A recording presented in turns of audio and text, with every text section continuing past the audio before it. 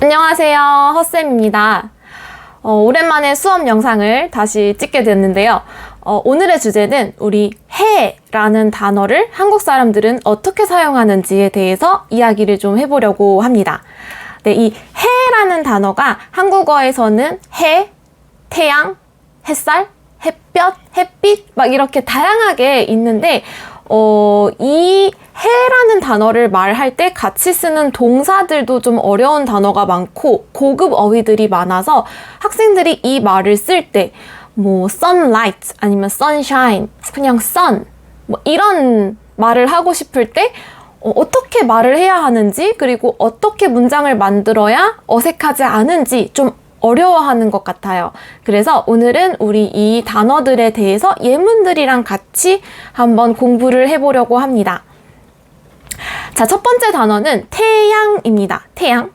태양이라는 단어는 그 한자어에서 온 단어예요. 태양. 그래서 우리가 보통 그 해라는 것을 일반적으로 말을 할 때 우리는 태양이라는 단어를 씁니다.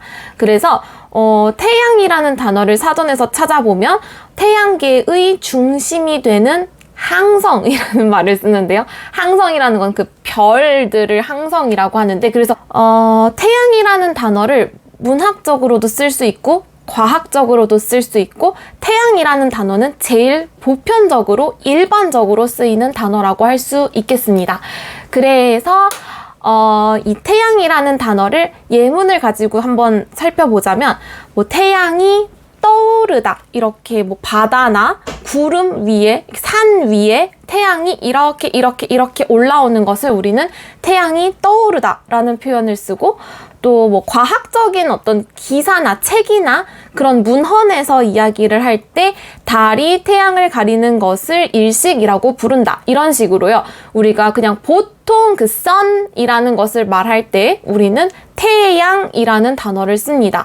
그러니까 이 태양이라는 단어는 학술적으로 아니면 뭐 책에서, 신문에서 뭐 여러 가지 그냥 아무 데서나 쓸 수 있는 그냥 가장 쉬운 일반적인 단어라고 할 수 있습니다.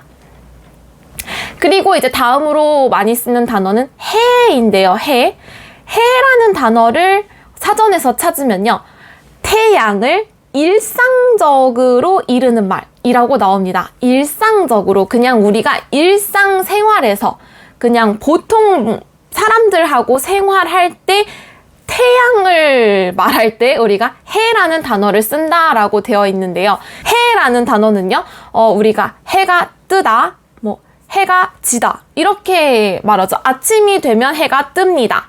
그리고 보통 요즘은 저녁 한 7시, 6시쯤 해가 집니다. 이렇게 표현을 하고요. 또 뭐 해가 서쪽에서 뜨겠네, 이런 표현도 있죠. 관용 표현인데 보통 사람이 평소에 하지 않던 일을 할 때 우리는 해가 동쪽이 아니라 서쪽에서 뜨겠네, 이게 무슨 일이야? 이렇게 말할 때도 우리 해라는 단어를 쓰기도 합니다. 그러니까 너무 뭐 학술적으로 이야기를 하지 않을 때는 그냥 우리가 해라는 표현을 씁니다. 제일 자주 쓰는 건 해가 뜨다, 해가 지다가 이제 같이 자주 쓰는 표현이라고 할 수 있겠습니다. 그리고 또 한국 사람들이 많이 쓰는 표현으로는 햇볕과 햇빛이 있습니다. 햇볕이라는 단어를 들었을 때, 그리고 햇빛이라는 단어를 들었을 때 한국 사람들이 느끼는 그 이미지로 여러분이 이해를 하면 좀 쉬운데요. 먼저 햇볕이라는 단어는요, 그 해에서 나오는 그 따뜻한 그 느낌, 따뜻한 그 느낌들을 우리는 햇볕이라고 말을 하고요. 그러니까 사진에서 그 위에 있는 표현처럼 우리가 막 피크닉을 할 때나 날씨 좋은 날 이럴 때 그때 햇볕이 참 좋다, 이렇게 표현을 할 수 있고, 또 햇빛이라는 단어는 그냥 단어만으로 봤을 때는 해의 빛이라고 해서 light라는 의미가 더 강한 단어입니다. 해의 그 light, 그걸 햇빛이라고 할 수 있어요. 그러니까 sunlight라고 할 수 있겠죠. 그래서 아래에 있는 그림이 좀 더 우리한테는 햇빛이라는 이미지에 가까운 사진이라고 할 수 있겠습니다. 그래서 예문들을 가지고 연습을 해보면, 햇볕이라는 단어는 우리가 그 진짜 밖에 나가서 따뜻한 느낌을 이렇게 받을 때 있죠? 그럴 때 많이 쓰는데, 햇볕을 받다 라는 표현을 쓸 수 있고, 또 비슷한 단어로 한국어 단어로는 쬐다라는 표현이 있습니다. 그래서 햇볕을 쬐다. 햇볕을 쬐면 건강에 좋아요. 뭐 매일매일 햇볕을 쬐면 건강에 좋습니다. 이렇게 표현을 할 수 있겠고, 또 뭐 햇볕에 자주 쓰는 그 의태어 있죠?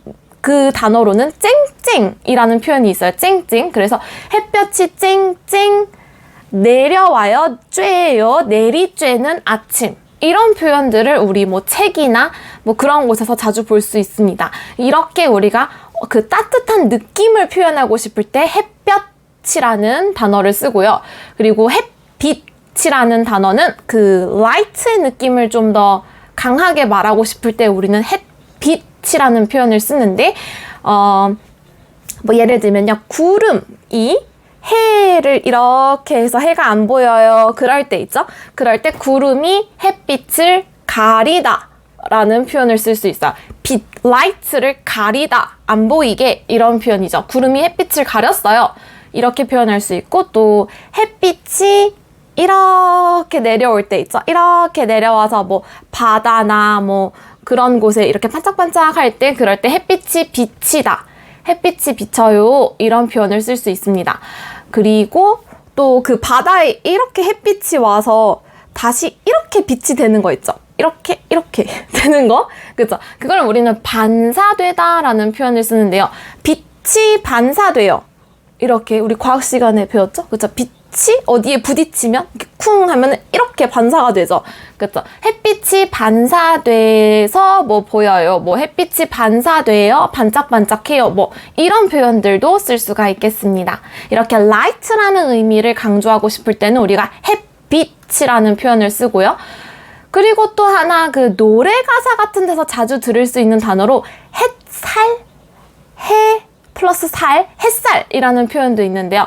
햇살, 뭐 아침 햇살에 눈이 부셔요, 뭐 그런 표현들 있죠. 햇살. 그 햇살이라는 단어는 사실 우리가 이렇게 해를 보면요, 이렇게 라이트가 하나, 둘, 셋, 넷 이렇게 보이는 거 있죠. 그거를 우리는 한국 사람들은 살이라는 표현을 쓰는데요.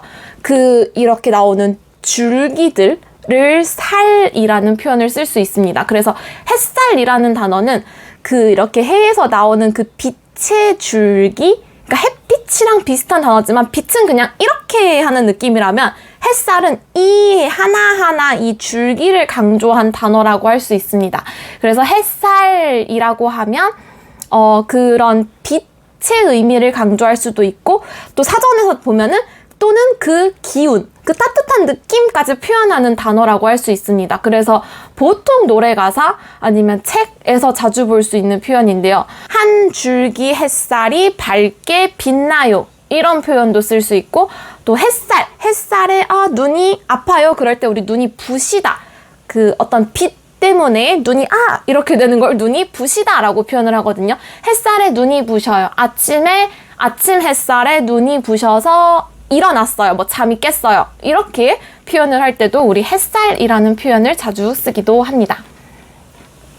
네, 우리가 이렇게 해로 만들 수 있는 여러 가지 표현들을 공부를 해봤는데요. 그죠? 태양, 햇살, 햇볕, 햇빛, 해, 그리고 사실 그 아기들한테는요, 해님이라는 표현도 많이 씁니다. 그죠? 선생님 할 때 그 님인데요. 해를 이렇게 높여서 말할 때 해님. 그래서 아기들의 동화책이나 노래에는요, 해님이 반짝, 뭐 이런 단어들도 많이 쓰기도 합니다. 그래서 여러분이 지금까지 이 해에 대한 표현을 사용할 때 어떤 표현이 좀 자연스러운지 몰라서 쓰기가 어려웠던 것 같아요. 그래서 오늘 이렇게 한번 정리를 해봤습니다. 그러면 오늘은 여기까지 하고 우리는 다음 시간에 만나요.